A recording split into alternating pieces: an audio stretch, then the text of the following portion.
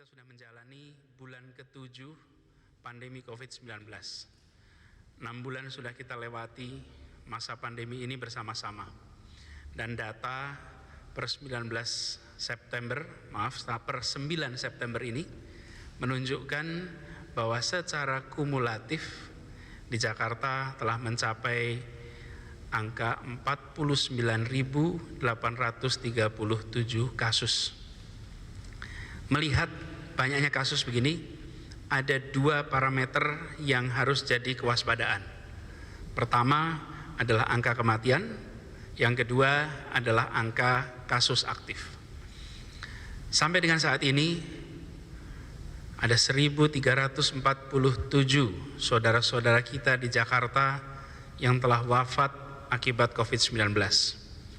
Memang bila melihat angka atau tingkat kematian, atau biasa disebut dengan case fatality rate, sesungguhnya tingkat kematian COVID di Jakarta memang rendah, yaitu 2,7%. Lebih rendah dari tingkat kematian nasional di angka 4,1%. Bahkan lebih rendah dari tingkat kematian global di angka 3,3%. Atas izin Allah, Jakarta secara signifikan berhasil menekan angka kematian itu. Siapa yang paling berjasa dalam menekan angka kematian ini? Lagi-lagi atas izin Allah, para tenaga kesehatan di Jakarta yang sigap menangani setiap kasus, mempertaruhkan nyawa, risiko kesehatan diri mereka sendiri, dan alhamdulillah dengan jumlah tes yang juga memadai ikut mendukung untuk Jakarta menemukan kasus lebih dini sehingga bisa dilakukan perawatan bila ditemukan positif. Dengan testing yang tinggi, terdeteksi awal, mereka yang memiliki komorbid atau penyakit bawaan, mereka yang lansia, bila positif langsung isolasi dan langsung dirawat. Itulah sebabnya mengapa tingkat kematian di Jakarta secara persentase menjadi rendah, karena angka testing tinggi, tenaga kesehatan yang sigap. Walaupun tingkat kematian di Jakarta ini terus menurun, tapi jumlah absolutnya tambah. Secara absolut jumlah kematian harian kita juga tambah. Jadi kalau kita lihat di data, ini adalah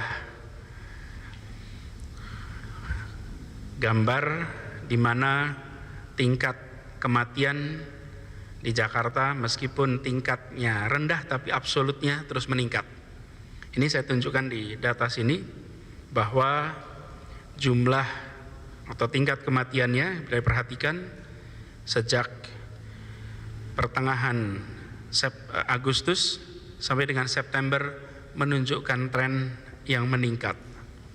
Ini adalah kondisi yang sangat tidak menggembirakan. Angka pemakaman yang menggunakan protap COVID juga meningkat. Artinya, ini adalah data pemakaman tiap hari di Jakarta. Bila dilihat di grafik ini, saya akan tunjukkan. Bila diperhatikan di sini, angka kematian sempat meningkat cukup tinggi.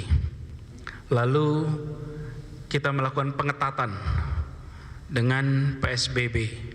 Alhamdulillah turun. Dan ini menurun terus sampai awal atau pertengahan Agustus. Sesudah pertengahan Agustus terjadi peningkatan terus-menerus. Disinilah kita menyaksikan angkanya makin hari makin tinggi. Jadi bila diperhatikan, di awal kita menyaksikan angka kematian tinggi, lalu turun, lalu datar, dan dalam 2 minggu terakhir ini angka kematian meningkat kembali. Secara prosentase memang rendah, tapi secara nominal angka kematiannya meningkat terus setiap hari. Ini yang harus kita perhatikan. Dan saya harus garis bawahi, ini bukan angka statistik. Setiap kematian satu orang adalah kematian saudara kita, dan itu terlalu banyak. Pada setiap kematian ada keluarga, ada teman-teman yang ditinggalkan lebih cepat. Dan setiap satu angka kematian sesungguhnya adalah satu orang yang disayangi, yang dibutuhkan kehadirannya bagi banyak orang yang lain. Karena itu setiap satu kematian bukan angka statistik saja. Ini adalah nyawa saudara kita yang harus selalu kita usahakan untuk diselamatkan. Angka kedua yang saya ingin berikan pada kesempatan malam hari ini adalah kasus aktif. Kasus aktif adalah orang-orang yang positif COVID-19 yang masih menjalani isolasi dan perawatan dan belum dinyatakan sembuh. Jadi di dalam penanganan COVID ini ada kasus baru, orang yang masuk ke dalam sistem penanganan kita. Lalu di akhir penanganan ada dua, satu meninggal, satu sembuh. Yang mereka masih di dalam sudah ditemukan positif, tapi belum sembuh, masih dalam isolasi. Inilah kasus aktif. Mengapa penting untuk memahami kasus aktif ini dan mengetahui angkanya? Karena ini terkait dengan kapasitas fasilitas kesehatan di Jakarta. Dan di antara kasus aktif ini ada 3 kelompok. Kelompok yang tak bergejala, kelompok yang bergejala ringan, dan kelompok yang bergejala sedang dan berat. Nah, kelompok yang sedang dan berat inilah yang membutuhkan perawatan rumah sakit. Bahkan yang kritis membutuhkan fasilitas ICU. Jadi, secara rata-rata selama perjalanan 6 bulan ini, kita bisa mengatakan bahwa 50-an% tanpa gejala, 35-an% bergejala ringan, 15-an% bergejala sedang atau berat. Nah, ini yang membutuhkan pelayanan rumah sakit. Nah, kelompok inilah yang kita harus perhitungkan, kasus aktif dan bergejala sedang atau berat. Di Jakarta saat ini, kenyataannya kita memiliki fasilitas kesehatan cukup besar dalam skala Indonesia. Ada 190 rumah sakit dan 67 diantaranya adalah rumah sakit rujukan. Di Jakarta juga rasio dokter per populasi juga cukup tinggi dibandingkan rata-rata nasional. Tetapi saat ini ambang batas sudah hampir terlampaui. Jadi memperhatikan tadi 2 angka yang menjadi penanda kapasitas kesehatan kita dalam menangani COVID ini, keterpakaian tempat tidur, isolasi, dan keterpakaian ICU. Kapasitas ini itu dipengaruhi juga dengan ketersediaan tenaga kesehatan yang mampu menangani wabah, juga jumlah APD, juga peralatan dan obat-obatan. Saat ini Jakarta memiliki 4.053 tempat tidur isolasi khusus COVID-19. Dan per kemarin sudah 77% terpakai. Jadi dari angka 4.053, 77% terpakai. Saya ingin tunjukkan grafiknya. Di sini boleh kita perhatikan. Ini adalah jumlah orang yang dirawat di tempat isolasi kita. Dari gambar ini, saya ingin berilustrasi. Ketika kasusnya mulai muncul di awal Maret, angka mulai bergerak tambah. Pada tanggal 16 Maret kita melakukan penutupan sekolah, penutupan perkantoran, penutupan kegiatan umum, tempat-tempat umum. Dalam waktu 2 minggu kemudian, jumlah kasus yang harus dirawat mengalami perlambatan. Asalnya meningkat, lalu mulai dia rata.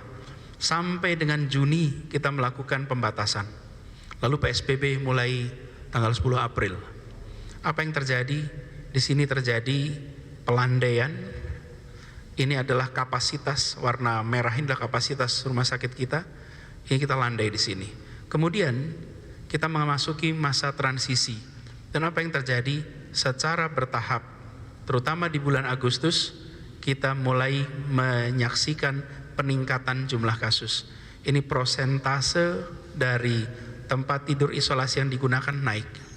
Ini ambang batasnya 4053. Bila situasi ini berjalan terus, tidak ada pengereman, maka dari data yang kita miliki bisa dibuat proyeksi tanggal 17 September tempat tidur isolasi yang kita miliki akan penuh. Dan sesudah itu tidak mampu menampung pasien COVID lagi. Dan ini waktunya tinggal sebentar. Nah, kami di Pemprov DKI terus tiap waktu menambah rumah sakit swasta yang bisa terlibat untuk menaikkan kapasitas. Kita insya Allah akan meningkatkan lagi 20% sehingga menjadi 4.807. Tapi saya harus garis bawahi, menaikkan tempat tidur itu, menaikkan jumlahnya, itu bukan sekedar menyediakan tempat tidurnya, tapi memastikan ada dokternya, memastikan ada perawatnya, memastikan ada alat pengamannya, memastikan ada obat-obatannya, memastikan ada seluruh alat pendukungnya. Jadi, menaikkan kapasitas menjadi 4.800-an itu, bila tidak disertai dengan pembatasan penularan secara ketat seperti sekarang ini, maka tempat tidur itu pun akan penuh di pekan kedua Oktober. Jadi saya ingin garis bawahi di sini, bila kita lihat, bila kita naikkan 20% akan menjadi 4.807. Ini tercapai insya Allah tanggal 6 Oktober. Naik terus trennya, kita akan ketemu masalah baru. Karena itu, ya jangka pendek kita akan terus meningkatkan kapasitas, tapi jika tidak ada pembatasan ketat, maka ini hanya sekedar mengulur waktu. Dalam kurang dari 1 bulan, rumah sakit akan kembali penuh. Ini untuk tempat tidur isolasi di rumah sakit kasus sedang. Yang berat membutuhkan ICU. Ini saya ingin tunjukkan data ICU kita. Situasinya tidak lebih baik. Situasi tidak lebih baik. Di sini kalau kita perhatikan, kapasitas ICU kita ada 528 tempat tidur. Bila kenaikan yang berjalan terus sejak Agustus sampai September ini, selama bulan Agustus meningkat drastis, trennya akan naik terus, maka 15 September akan penuh. Kita coba tingkatkan 20% menjadi 636, dan itu pun nanti akan mulai penuh di sekitar tanggal 25 September. Jadi, meskipun kita mendorong peningkatan kapasitas rumah sakit kita, tapi jumlah kasus aktif di Jakarta pertambahannya lebih cepat daripada pertambahan kapasitas tampung untuk pelayanan rumah sakit, baik tempat tidur maupun ICU. Jadi, dari 3 data ini, angka kematian, keterpakaian tempat tidur isolasi, keterpakaian ICU khusus COVID, menunjukkan bahwa situasi wabah di Jakarta ada dalam kondisi darurat. Presiden 2 hari yang lalu menyatakan dengan tegas kepada kita semua bahwa jangan restart ekonomi sebelum kesehatan terkendali. Beliau jelas meletakkan kesehatan sebagai prioritas utama. Maka dengan melihat kedaruratan ini, maka tidak ada banyak pilihan bagi Jakarta kecuali untuk menarik rem darurat sesegera mungkin. Dalam rapat gugus tugas percepatan pengendalian COVID-19 di Jakarta tadi sore, disimpulkan bahwa kita akan menarik rem darurat, yang itu artinya kita terpaksa kembali menerapkan pembatasan sosial berskala besar seperti pada masa awal pandemi dulu. Bukan lagi PSBB transisi, tapi kita harus melakukan PSBB sebagaimana masa awal dulu, dan inilah rem darurat yang harus kita tarik. Sebagaimana tadi kita lihat, begitu dilakukan pembatasan, maka jumlah kasus menurun sehingga kita bisa menyelamatkan saudara-saudara kita. Sekali lagi, ini soal menyelamatkan warga Jakarta. Bila ini dibiarkan, maka rumah sakit tidak akan sanggup menampung dan efeknya kematian akan tinggi terjadi di Jakarta. Nah, kita semua dalam pertemuan tadi bersepakat untuk tarik rem darurat, dan kita akan menerapkan seperti arahan Bapak Presiden di awal wabah dahulu, yaitu bekerja dari rumah, belajar dari rumah, dan usahakan beribadah juga dari rumah. Detailnya kita akan sampaikan di hari-hari ke depan.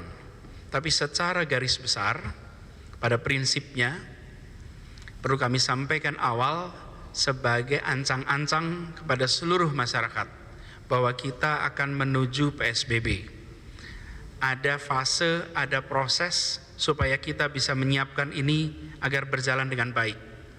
Dan kami sampaikan malam ini sebagai ancang-ancang supaya kita semua bisa mengantisipasi. Jadi prinsipnya mulai Senin tanggal 14 September, kegiatan perkantoran yang non-esensial diharuskan untuk melaksanakan kegiatan bekerja dari rumah. Bukan kegiatan usahanya yang berhenti, tapi bekerja di kantornya yang ditiadakan. Kegiatan usaha jalan terus, kegiatan kantor jalan terus, tapi perkantoran di gedungnya yang tidak diizinkan untuk beroperasi. Akan ada 11 bidang esensial yang boleh tetap berjalan dengan operasi minimal. Jadi tidak boleh beroperasi seperti biasa, tapi dikurangi. Dan perlu saya sampaikan bahwa izin operasi pada bidang-bidang non-esensial yang dulu mendapatkan izin akan dievaluasi ulang untuk memastikan bahwa pengendalian pergerakan kegiatan, baik kegiatan usaha maupun kegiatan sosial, itu tidak menyebabkan penularan. Lalu seluruh tempat hiburan akan ditutup. Kegiatan yang dikelola oleh Pemprov DKI seperti Ragunan, Monas, Ancol, taman-taman kota, dan kegiatan belajar tetap berlangsung di rumah seperti yang sudah berlangsung selama ini. Kegiatan usaha makanan, rumah makan, restoran, kafe diperbolehkan untuk tetap beroperasi, tetapi tidak diperbolehkan untuk menerima pengunjung makan di lokasi. Jadi pesanan diambil, pesanan diantar, tapi tidak makan.